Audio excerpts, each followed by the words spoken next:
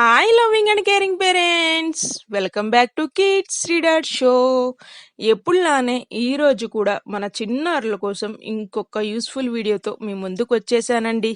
ఈరోజు వీడియోలో మనం చిన్నారులు దగ్గు జలుబుతో బాధపడుతూ ఉన్నట్లయితే గనక వాళ్ళకి ఉపశమనాన్ని కలిగించే మసాజ్ ఆయిల్ని ఎలా మన ఇంటిలోనే మన వంటగదిలో దొరికే వాటితోనే ఎలా తయారు చేసుకోవచ్చు అనేది ఈ రోజు వీడియోలో మనం చూడబోతున్నాం అన్నమాట. మన ఛానల్లో చిన్నారులు దగ్గు జలుబుకి సంబంధించి హోమ్ రెమెడీస్తో కొన్ని వీడియోస్ నేను పోస్ట్ చేశానండి. ఆ వీడియోస్ ఒక లింక్స్ అనేవి నేను కింద డిస్క్రిప్షన్లో ప్రొవైడ్ చేస్తాను. ఒక్కసారి అవి కూడా చెక్ చేసుకుని మీకు మీ చిన్నారులకి ఏది సెట్ అయ్యిద్ది అనిపిస్తే ఆ హోమ్ రెమెడీని మీరు ఫాలో అయిపోండి. ఒకవేళ మీరు మన ఛానల్కి రావటం ఇదే ఫస్ట్ టైం అయినా లేదంటే ఇంకా సబ్స్క్రైబ్ అవ్వకుండా ఉన్నట్లయితే గనక సబ్స్క్రైబ్ అవటం అలాగే నోటిఫికేషన్ సింబల్ని క్లిక్ చేయటం అనేది మీరు మర్చిపోవద్దండి. ఇక మనం కొంచెం కూడా ఆలస్యం అనేది చేయకుండా ఈ రోజు వీడియోలోకి వెళ్ళిపోదామా? Let's go started. ఈ మసాజ్ ఆయిల్ని తయారు చేసుకోవటానికి ముందుగా మనకు కావాల్సింది పొట్టు తీసిన 6 వెల్లుల్లి రెబ్బలండి. ఈ వెల్లుల్లి రెబ్బల్ని రోట్లో వేసుకుని అలాగే 2 టేబుల్ స్పూన్స్ ఆఫ్ వాముని కూడా మనం ఇక్కడ వేసుకోవాలన్నమాట. చక్కగా ఈ వాము అదే విధంగా ఈ 6 వెల్లుల్లి రెబ్బలు ఉన్నాయి కదండి, ఇవి ఫైన్గా పేస్ట్ అవ్వాలన్నమాట. మనం రోట్లో అల్లం వెల్లుల్లి పేస్ట్ ఎలాగైతే నూరుకుంటామో అదే విధంగా ఇక్కడ ఈ 2 వాటిని మనం నూరుకోవాలన్నమాట.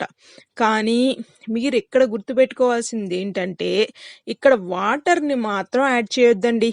ఈ ప్రాసెస్లో ఎక్కడ మనం వాటర్ అనేది యాడ్ చేయకూడదు అనమాట. ఇలా చక్కగా ఫైన్ పేస్ట్ లాగా అయ్యేంత వరకు నూరుకోండి.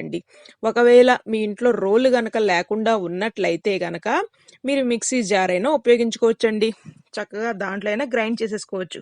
కాకపోతే ఏంటంటే ఈ 6 వెల్లుల్లి రెబ్బలు అలాగే 2 కదా, 2 టేబుల్ స్పూన్స్ ఆఫ్ వామే కదా, సో అవేంటంటే అంతగా ఫైన్గా గ్రైండ్ అవ్వవు అనమాట.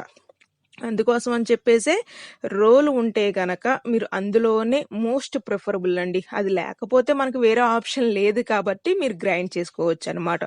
ఇలా చక్కగా ఫైన్ గ్రైండ్ అయిపోయిన తర్వాత మీరు ఇంట్లో ఏ కొబ్బరి నూనె అయితే వాడుతున్నారో ఆ ఆయిల్ని ఇక్కడ మీరు వాడుకోండి. కొంచెం కొబ్బరి నూనెని వేసుకుని ఆయిల్ వేడెక్కిన తర్వాత మనం రోట్లో నూరుకున్నాం కదండి, మిశ్రమం ఉంది కదా, వాటిని మనం ఆయిల్లో వేసుకోవాలన్నమాట.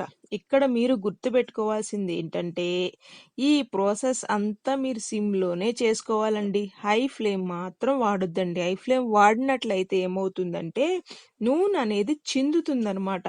అలాగే మీరు ఇక్కడ ఇంకోటి గుర్తుపెట్టుకోవాల్సింది ఏంటంటే చక్కగా స్విమ్లో పెట్టుకుని మీరు ఆయిల్ వేడెక్కిన తర్వాత ఈ మిశ్రమాన్ని వేస్తారు కదండి, అప్పుడు కాస్త డిస్టెన్స్లో ఉండి వేయండి.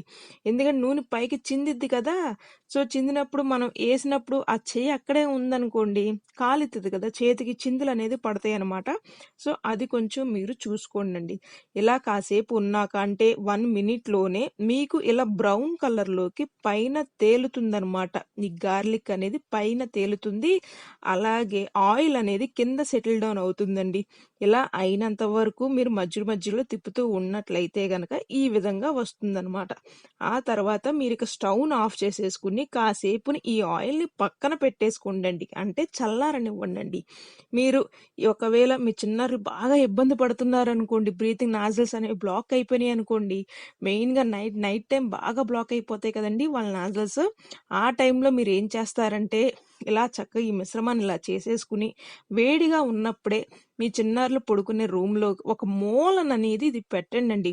మీరు కిటికీ రెక్కలు అలాగే తలుపులు అనేవి డోర్స్ అనేవి గట్టిగా లాక్ చేసుకోవాలన్నమాట. బయటికి వెళ్లకుండా గాలిని మనం కేర్ తీసుకోవాలి. ఇలా తీసుకుని ఒక మూలన పెట్టామనుకోండి ఈ ఆయిల్, చక్కగా వాళ్ళకి ఏంటంటే ఘాటుగా ఇదిగా వస్తుంది అనమాట, మనకే చాలా రిలీఫ్ ఇస్తుంది అనమాట. సో వాళ్ళ నాదల్స్ అనేవి బ్లాక్ అయిపోయి ఉన్నా సరే ఓపెన్ అవుతాయండి, అంత రిలీఫ్ అవుతారనమాట. కానీ ఆయిల్ మాత్రం వేడిగానే ఉండాలి. అందుకోసమే మీరు మూలన పెట్టుకోండి. వేడిగా ఉంటే ఒకవేళ మనం బెడ్ పక్కన పెట్టుకున్నట్లయితే దిగుతున్నప్పుడు ఇబ్బంది పడతాం కదా! కాలుతాయి కదా కాళ్ళనేవి. సో, అందుకోసం మీరు ఆయిల్ అనేది రూమ్‌లో ఒక మూలననేది పెట్టుకుని ఇలా చేసి చూడండి. ఇది కూడా చాలా రిలీఫ్ అవుతారు వాళ్ళు.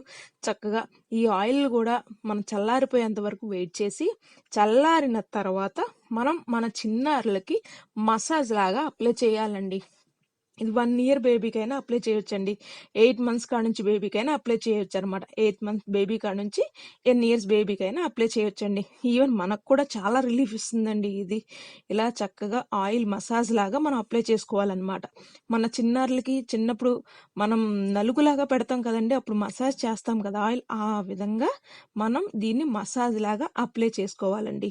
అప్లై చేసుకున్న తర్వాత ఒక 15 మినిట్స్ మాత్రం వాళ్ళని బాత్ అనేది మనం చేయనివ్వకూడదనమాట. ఒక 15 నిమిషాల పాటు చక్కగా ఈ ఆయిల్ అనేది మొత్తం పూసేసి మసాజ్ లాగా చేసేసిన తర్వాత ఒక 15 నిమిషాలు అయిన తర్వాతే వీళ్ళకి బాత్ అనేది చక్కగా గోరువెచ్చని నీళ్ళతో బాత్ అనేది చేపించాలండి. అలా చేసినట్లయితే గనక వాళ్ళకి చాలా రిలీఫ్‌గా ఉంటదనమాట. చాలా అంటే చాలా ఉపశమనం పొందుతారండి. ఇది మీరు ట్రై చేసి చూడండి. అలాగే మన ప్రీవియస్ వీడియోస్ కూడా చాలా ఉన్నాయి హోమ్ రెమెడీస్ మన చిన్నారులకి కోల్డ్ అండ్ కఫ్ ఎప్పుడు ఇవే కదండి ఇబ్బందులు మనకు ఉండేవి చిన్నారులతో. మెయిన్‌గా వీటిల గురించే మనం ఎక్కువ సఫర్ అవుతూ ఉంటాం. సో, ఒక్కసారి ఈ హోమ్ రెమెడీ అనేది ట్రై చేసి చూడండి. ఖచ్చితంగా మీ చిన్నారులకు ఉపశమనం పొందుతారు. ఇదండి ఈరోజు వీడియో వచ్చేసరికి మీ అందరికీ నచ్చిందనుకుంటున్నాను. నచ్చినట్లయితే లైక్ చేయటం, షేర్ చేయటం, అదేవిధంగా సబ్స్క్రైబ్ అండి. మెయిన్ నాకు కావాల్సిందైతే అదేనండి. సబ్స్క్రైబ్ అయితే నాకు కూడా ఒక ఎంతూజియాజం వస్తుంది. ఇంకొన్ని వీడియోస్ నేను పెట్టాలి అని చెప్పేసి. మెయిన్‌గా నాకు కూడా ఉపయోగం ఉంటుంది. అందుకోసం అని చెప్పి సబ్స్క్రైబ్ అవ్వటం మాత్రం మీరు మరవద్దండి. Thanks for watching. Bye bye. See you on next video.